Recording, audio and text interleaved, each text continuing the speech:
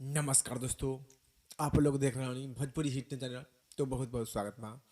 तो आप लोग के मालूम होइए गेल बा जो कि खेसारी लाल यादव जी की और रितेश पांडे जी के बीच में विवाद छिड़ गेल बा। जो कि रितेश पांडे जी खुद जो कि विवाद कैले बानी गाना आवे के बाद भारी विवाद कर ले जो कि छपरा जिला के जो कि पूरा जो कि छपरा जिला से भी जो कि विवाद कर ले बानी।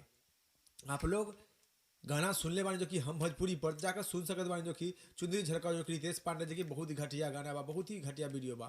तो ये करे छपरा वाली छैल छबीली लहंगा लखनऊ के नाचले बानी नहीं। आप लोग तो जानिए जो खेसारी के फैन बानी तो आप लोग के तो मालूम है का कहले बानी जो कि छपरा वाली छैल छबीली यानी एक अर्थ आप लोग के तो मालूम बा जो कि पूरा छपरा जिला से जो कि वो विवाद कर ले बानी जो कि खेसारी लाल जैसे न पूरा छपरा डिस्ट्रिक्ट से विवाद कर ले बानी जो कि छपरा वाली के छैल छबीला लहंगा लखनऊ आके कैले बानी नाच। जो कि आप लोग गाना सुनम हम भोजपुरी पर यानी तो गाना तो नहीं चल बा जो कि पैसा व्यू पर जो कि गाना के व्यू खरीदल गए बा।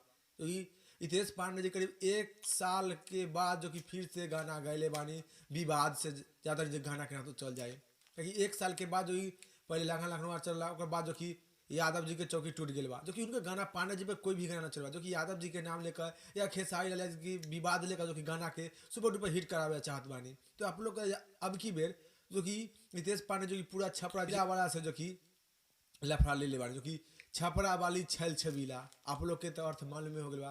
तो आप लोग के बता देते बानी ये बारे जो कि पूरा जंग छिड़ दिल बानी रितेश पांडे जी खुद विवाद कैले बानी। तो आप लोग इस विवाद के बारे में का राय बा का विचार बा आप लोग जरूर नीचे कमेंट बॉक्स बताएं। फिलहाल में इतने फिर से मिलेंगे अगले वीडियो में।